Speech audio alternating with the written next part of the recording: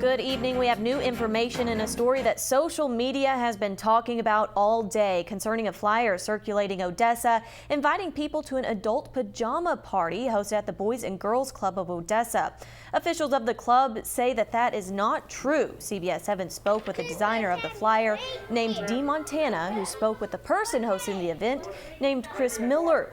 Miller claims that the Boys and Girls Club agreed to the pajama party. However, when the flyers were created, the event was immediately canceled due to a possible miscommunication. When questioned, the director of the Woodson Club, Bill Beatty, claimed that originally he agreed to allow Chris to host a back-to-school event for teens, not this pajama party.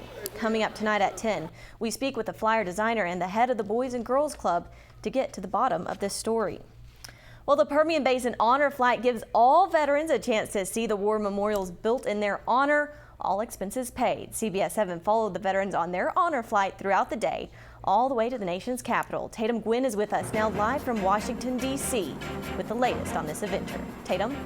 In other news across the Permian Basin this evening, a test has revealed that at least one of the 5 water aquifers in Pecos County is contaminated with oilfield waste. CBS 7's John Traffenstead spoke with the Middle Pecos Groundwater Conservation District about how they plan to stop the water tainting for good. An Odessa house is completely destroyed after a fire earlier today. No one was at the home in the 800 block of Center Avenue when the fire happened. Officials believe it began in the kitchen or living room area. Authorities are actively searching for a suspect in a shooting that happened at Jaguar's Gold Club. This is a picture of Andrew Jaquez Fabella, wanted in the connection with a shooting in Ector County, leaving 1 injured and 1 dead. According to the press release, surveillance video reveals that after an altercation, one of the men involved was walking outside as an Escalade pulled up to him and opened the doors. The man opened fire, killing Luis Alberto Pondo. 1 person is dead after a fatal overnight crash in Midland County. According to DPS at 7500 Southwest 1788, Lindsay Clark was driving west on 160 and drove through a stop sign, hitting a fence and overturning the vehicle. She was not wearing a seatbelt but did survive. Passenger Allison Andrews was wearing a seatbelt but died.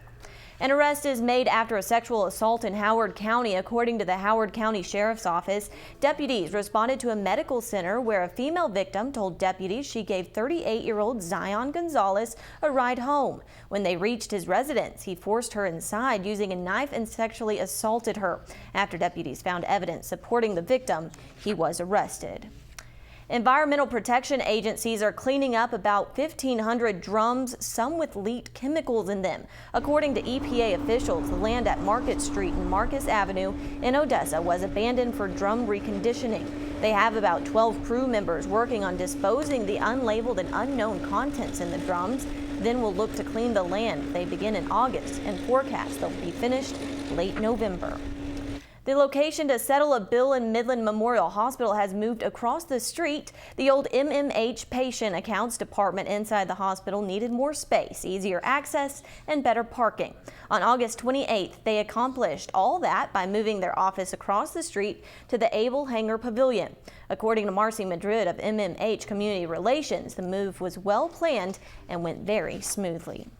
Stripes Convenience Stores is doing its part to strike out the word cancer. Stripes has teamed up with MD Anderson Children's Hospital to kick off their Stripes Celebrates Tomorrow's campaign. A crowd gathered at the Stripes Faudree location to paint a red line through the word cancer. They also write tributes and words of encouragement to honor those affected by the disease. And if you donate money to MD Anderson at any Stripes location, you'll receive a free plate of food. If you're looking for a time to play in the mud, next weekend will be perfect for you. The Buffalo Battle Mud Run takes place in Odessa on September 26th at Mountain Bike Park, located on Highway 191 and Billy Hicks Road. To register, just go to active.com.